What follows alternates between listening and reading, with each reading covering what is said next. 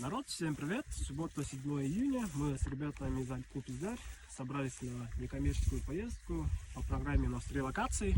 Первая локация позади меня — это каньон Туюк. Я прям влюблен в эти каньоны. Отсюда открываются такие шикарные виды. Но с сегодняшнего дня я думал, что таких каньонов у нас в Казахстане не существует.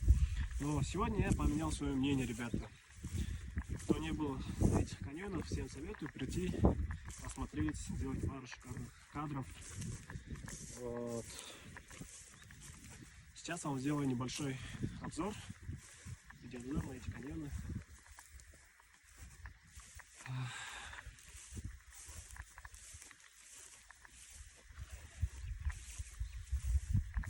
Они бесконечны, ребята.